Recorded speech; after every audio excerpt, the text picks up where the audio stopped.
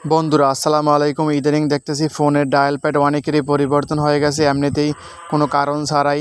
তো আজকে দেখাবো কিভাবে ঠিক করবেন এই ডায়াল প্যাড সেই আগের মতো নিয়ে যাবেন। প্রথমে সেটিংয়ে ক্লিক করবেন। সেটিংয়ে ক্লিক করার পরে আপনারা একটু স্ক্রল করে নেবেন। স্ক্রল করার পরে একটু নিচে টান দেবেন। নিচে টান দেওয়ার পরে দেখবেন আমি এখানে দেখতেছি না, তো এই যে উপরে রয়ে গেছে এই যেখানে লেখা আছে অ্যাপস অ্যান্ড নোটিফিকেশন, অনেকের অ্যাপস থাকবে, এখানে একটা ক্লিক করবেন।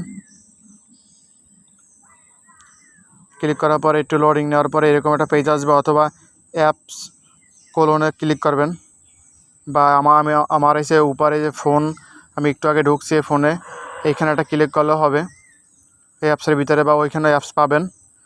এখানে পাওয়ার পরে একটু লোডিং অপেক্ষা করবেন। অপেক্ষা করার পরে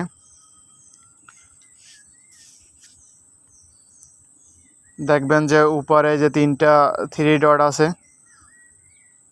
ওই যে একদম উপরে ডান পাশে কোনায় উপরে থ্রি ডট আছে, ওই থ্রি ডটে একটা ক্লিক করবেন।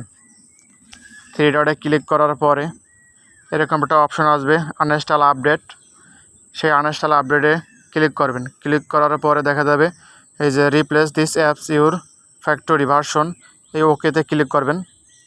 ওকেতে ক্লিক করার পরে কিছুক্ষণ লোডিং নেবে বন্ধুরা।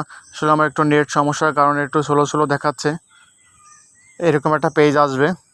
এরকম পেজ আসার পরে আপনার এইটা ঠিক হয়ে গেছে। তো আপনারা কিভাবে চেক করবেন যে আমার এটা আগের মতো সেই পুনরায় হয়ে গেছে?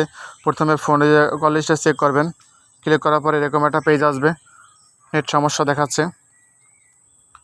তো এরকম পেজ আসার পরে যে আস্তে আস্তে সেই আগের মতো হয়ে যাচ্ছে। রিসেন্টে ক্লিক করবেন ডায়ালে। ক্লিক করার পরে দেখবেন লোডিং হিস্টোরি একটু লোডিং নেবে। লোডিং নেওয়ার পরে এরকম সেই আগের মতো হয়ে যাবে।